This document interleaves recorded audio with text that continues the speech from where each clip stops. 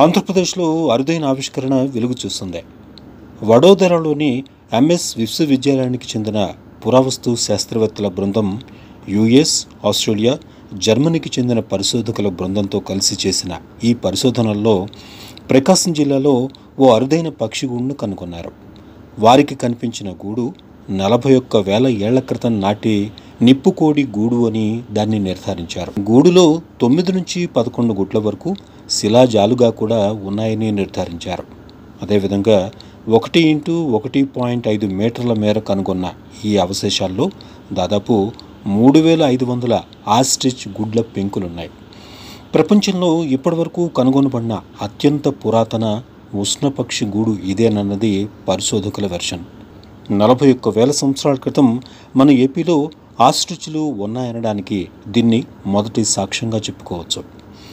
భారతదేశంలో 40 కిలోల కంటే ఎక్కువ బరువున్న జంతువులు ఎందుకు అంతరించిపోయాయో తెలుసుకునేందుకు ఈ అన్వేషణ చాలా కీలకమని పరిశోధకులు భావిస్తున్నారు.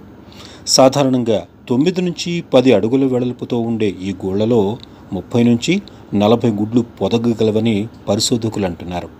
నా పేరు సురేష్. నేను deputy director archaeology and museum, state government of Andhra Pradesh. నాతో పాటు ఎస్ వెంకట్రావు గారు అసిస్టెంట్ డైరెక్టర్, గంగాధర్ గారు అసిస్టెంట్ డైరెక్టర్ నెల్లూరు, ఇక్కడ లోకల్ అసిస్టెంట్ డైరెక్టర్ ఆయన.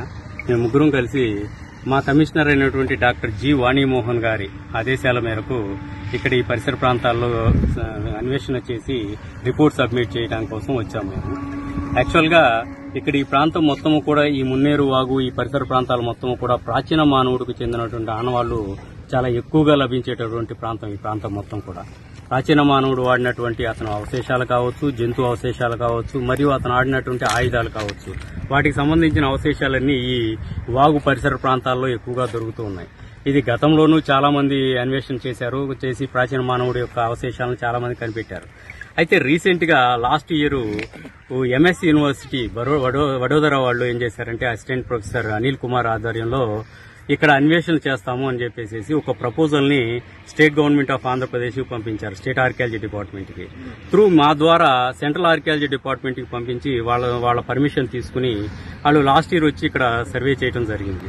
ఈ సర్వేలో భాగంగా ఏంటంటే వాళ్ళు కొన్ని ఏరియాస్ ని ఐడెంటిఫై చేశారు.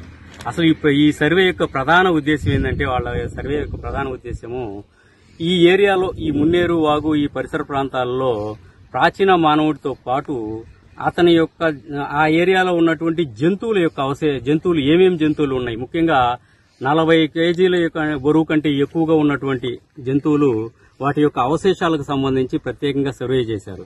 ఈ సర్వే అనేది ప్రధానంగా యూరోప్ లోను, అమెరికాలోను ఇలాంటి సర్వేలు, ఇలాంటి స్టడీస్ చాలా ఎక్కువగా ఉన్నాయి. కానీ ఇండియాలోను, ఎస్పెషల్లీ సౌత్ ఇండియాలోను చాలా తక్కువగా ఉంది ఈ సర్వే.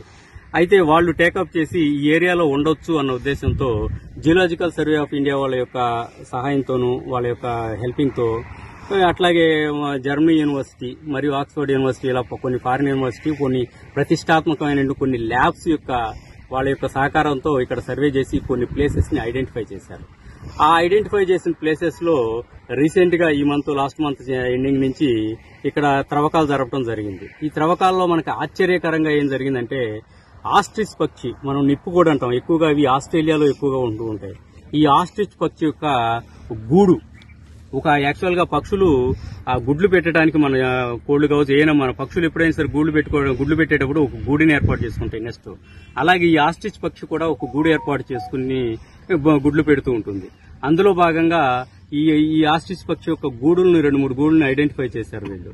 ఒక గూడులో సుమారు 9 నుంచి 11 ఎగ్స్ పెట్టినట్టు ఆనవాళ్లు కనపడ్డాయి. అయితే ఎగ్స్ అన్ని పగిలిపోయి ఉంటాయి అవన్నీ, ఎందుకంటే సుమారు 41,000 సంవత్సరాల క్రితమయ్యాయి అవన్నీ కూడా. ఆ పక్షి యొక్క గుడ్లు యొక్క షెల్స్, పెంకులు యొక్క శిలాజాలు ఐడెంటిఫై అయ్యి ఇక్కడ దొరకడం జరిగింది. ఇలా ఈ దొరికినటువంటి శిలాజాల యొక్క ఈ ఐడెంటిఫై ప్లస్ వీటన్నిటినీ కూడా ల్యాబ్స్ పంపించారు. ల్యాబ్స్ పంపిస్తే కొన్ని ఇంటర్నేషనల్ ల్యాబ్స్ కొన్ని వెళ్ళినాయి, కొన్ని ఇండియాలో ఉన్న కొన్ని ప్రతిష్టాత్మక ల్యాబ్స్ కొన్ని వెళ్ళినాయి. ఈ ల్యాబ్స్ లో కొన్ని వాటికి సంబంధించినటువంటి డేటింగ్ మెథడ్ ఉంటుంది. యాక్చువల్ గా కార్బన్ డేటింగ్ అంటాం. డేటింగ్స్ లో కూడా చాలా మెథడ్స్ ఉంటాయి. ఆర్కియాలజీకి సంబంధించినటువంటి ఏ వస్తువులు దొరికినా వాటిని కొన్ని డేటింగ్స్ పంపిస్తూ ఉంటాం. అలా పంపించేటటువంటి డేటింగ్ లో కార్బన్ డేటింగ్ దాన్ని C14 డేటింగ్ అంటాం. అలాంటిది ఒక డేటింగ్ పంపిస్తే ఆ డేటింగ్ లో వచ్చిన రిజల్ట్ ఏంటంటే ఇది సుమారు 41,000 సంవత్సరాల క్రితం నాటిది అని చెప్పేసి తేలటం జరిగింది. అందువల్ల దీంతో పాటు ఇక్కడ ఈ సరౌండింగ్స్ లో చేసిన ఇంకొంచెం అన్వేషణలో క్రోకోడైల్ ముసలి అస్థిపంజరం సంబంధించినటువంటి ఆనవాళ్లు కూడా దొరికింది. ఇలా ఇంకా కొన్ని చిన్న జంతువుల యొక్క ఆనవాళ్లు కూడా దొరికింది. వీటన్నిటినీ కూడా కలెక్ట్ చేసి వీటిని ప్రజెంట్ వేరే ల్యాబ్స్ పంపించున్నారు. ఇంటర్నేషనల్ వైజ్ మరియు నేషనల్ వైజ్ కొన్ని ల్యాబ్స్ పంపించారు. ఆ ల్యాబ్స్ రిపోర్ట్ సుమారు ఇంకొక 1.5 మంత్ పట్టవచ్చు ఆ ల్యాబ్స్ రిపోర్ట్ కంప్లీట్ గా రావడానికి.